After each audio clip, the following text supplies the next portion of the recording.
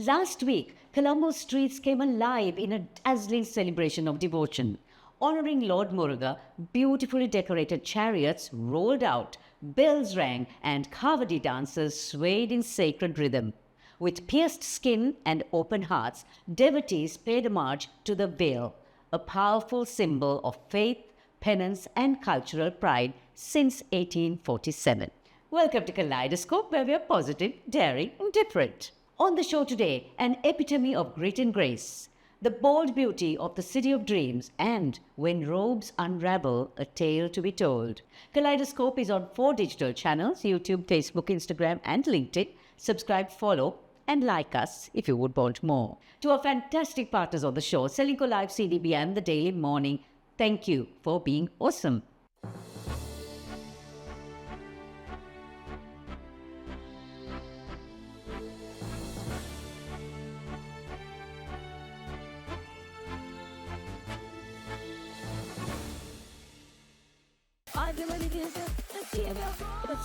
She wins with CDB Wings, exclusive financial solutions for women.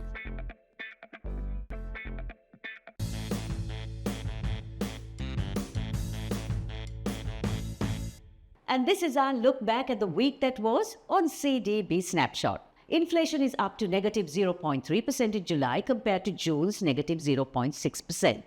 Sri Lanka's tax revenue collection jumps by 26% in the first half of 2025. Tourist arrivals in Sri Lanka have generated $3.7 billion in income in the first 6 months of 2025. Car importers in Sri Lanka opened $1.2 billion worth of LCs to import more vehicles. Cherry Van makes history as the UK's first female archbishop and as the first openly gay leader in the Church of Wales. Denmark changes its copyright laws to give people ownership over their own body, facial features, and voice. Russia's Krasnonikov volcano erupts after 600 years, following an earthquake 5 days earlier.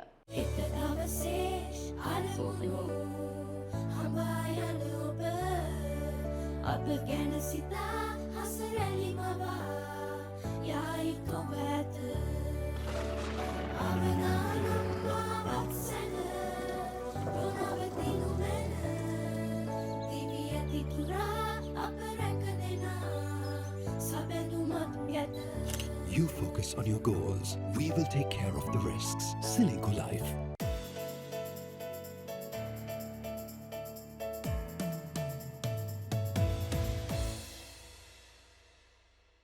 Welcome to Srilanka Life News Capsule. It started off as a sketch on a napkin and became South Asia's boldest leap into the future of tourism and entertainment. Designed by Cecil Balmond, the City of Dreams opened its doors this week with a $1 billion partnership with global giant Melco to electrify not just Colombo but the South Asian region. But City of Dreams is not just about upping the benchmark. It is also what it has done to the regulatory landscape in gaming and cascading benefits to the larger economy, as Chairman of John Keells Holdings Krishan Balendra mentioned both at the opening and in an interview with Kaleidoscope. So when we conceptualized the resort, we were conscious that to have that component of gaming, that we would need a regulatory framework. Because if we were to bring a world-class operator like Melco Resorts to Sri Lanka, this is not just about buildings, it is about building confidence. It is about rewriting narratives that Sri Lanka is a place of opportunity. It is about showing the world and ourselves that we can compete, we can lead, and we can dream big. That is why we chose to join hands with Melco Resorts and Entertainment, whose vision perfectly matched ours. The positive spillover effects of the City of Dreams would be many. Let me share a few key points. Thousands of jobs, from construction to hospitality, technology, retail, and services. Foreign direct investment. The scale of this development sends a strong message to global investors. Sri Lanka is open, stable, and investable. Tourism and urban transformation. City of Dreams will raise Colombo's profile on the map of global cities. SME opportunities. a cascading effect of demand for local products, services, and supply chains. We expect City of Dreams to contribute meaningfully to GDP growth, while also triggering infrastructure development in surrounding areas. Krishan, how is the City of Dreams going to change the tourism and entertainment landscape? We believe it will be transformational for Colombo as a tourist destination. City of Dreams Sri Lanka is something new and unique for Colombo. We have multiple ballrooms. In addition to the 800 hotel rooms, there is a shopping mall, apartments, and a commercial complex, and of course the gaming facility, which will be operated by Melco Resorts and Entertainment, who are a leading player in the world in integrated resort operations. They have City of Dreams Macau, City of Dreams Manila, and City of Dreams Cyprus. And City of Dreams Sri Lanka is the only integrated resort in South Asia. And similar to the way Marina Bay Sands in Singapore had a transformational impact on Singapore, we believe that City of Dreams Sri Lanka will have a positive impact on Colombo as a destination for tourism. What is your vision for the City of Dreams? Melco is one of the biggest operators in the world. They operate in 3 countries. They operate world-class facilities under best-in-class regulations. And we believe that with their technology, operating expertise, and most importantly, with their marketing reach, they would be an excellent partner to bring in footfall to our property. So why did JKH pick Melco as a partner?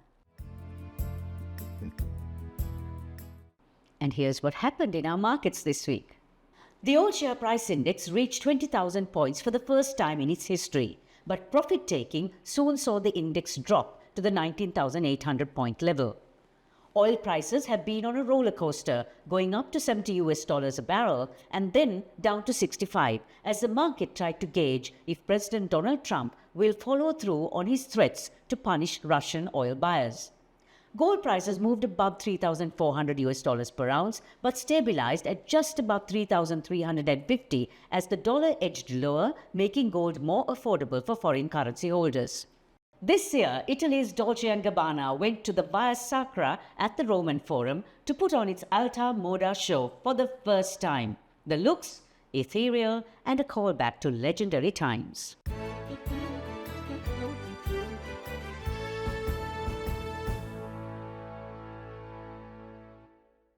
Fierce, fearless, and refreshingly authentic, Varalaxmi Sarathkumar has carved her space in Indian cinema with powerful, stereotype-defying roles. In Rizana, a caged bird, she takes on the complex role of Dr. Rani Cherdam. We speak with Varalaxmi about cinema, conscience, and choosing roles that demand more than performance. On Kaleidoscope, Let's Talk today. I asked her how she prepared for her character in the movie, which is both deeply empathetic and professionally objective. I generally don't prepare for a role. I do my lines, push them button. I like to have my lines prior to the shoot. And that's important to me that I know my lines. And usually when there's something about where I get into in a character and I get into the costume, and when I hear the words, action is when the magic happens. So I can't lie and say I did this and I did that. Honestly, I didn't do, because I came from another film shooting. So the only thing I did do was know my lines. Rani is a very composite figure, as part activist, part medical professional, heart, moral conscience. Yes. Did portraying her change the way you actually bring justice and empathy in words?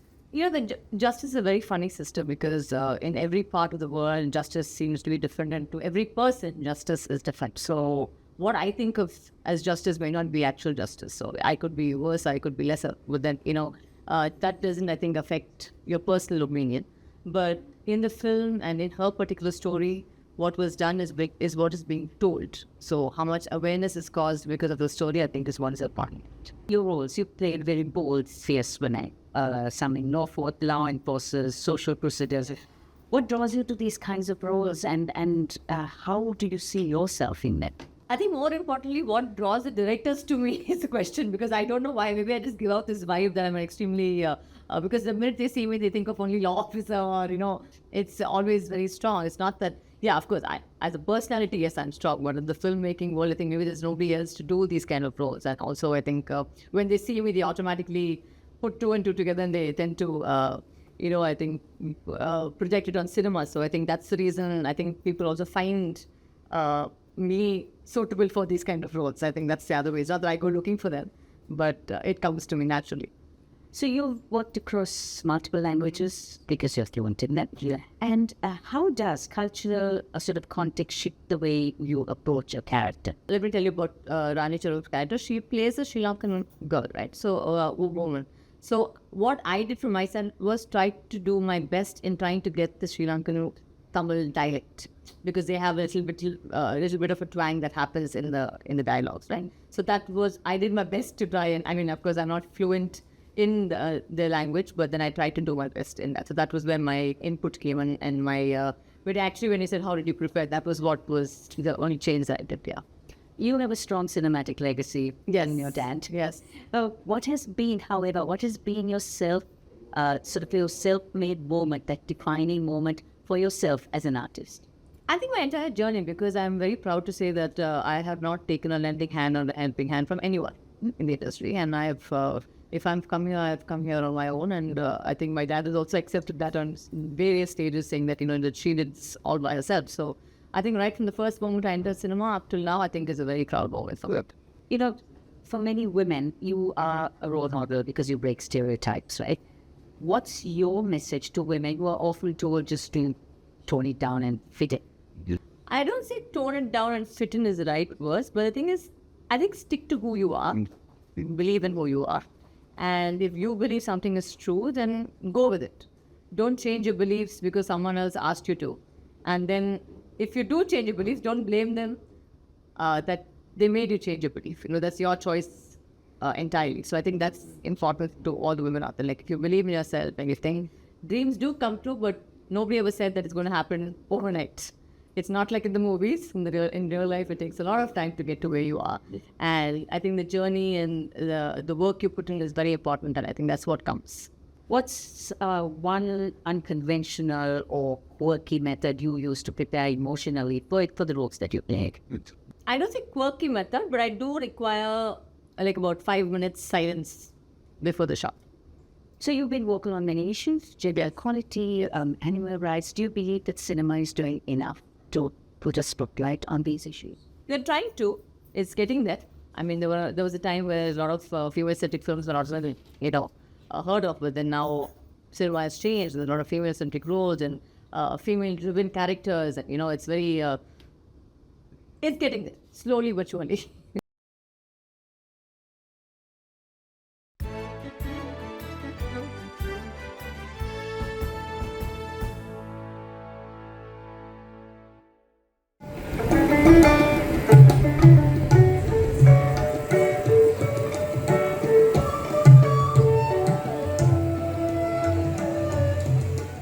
This was a somewhat calming scene at the opening of an exhibition that some may call unusual and controversial.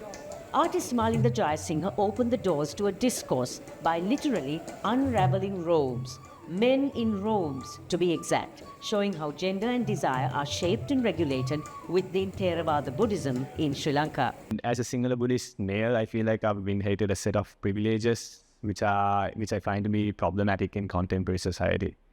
And so I try to address some of these issues. And with this in mind, I started researching on the theme of Buddhism and Theravada and what it has to say about gender and sexual orientations. From research to finish, these powerful, bold and reflective pieces took 2 years to complete. While I was doing this research, I started realizing that there were certain things that were mentioned in the doctrines and commentaries about it that associated femininity with sensuality, temptation, and because of this, an obstruction to the path of nirvana. So what I try to do is I try to take this and shift the gaze to the male body and the construction of masculinity through a series of different paintings. And as we enter the 8th month of 2025, here's a reminder to take stock of everything positive and stay positive, daring, different. We'll see you next week.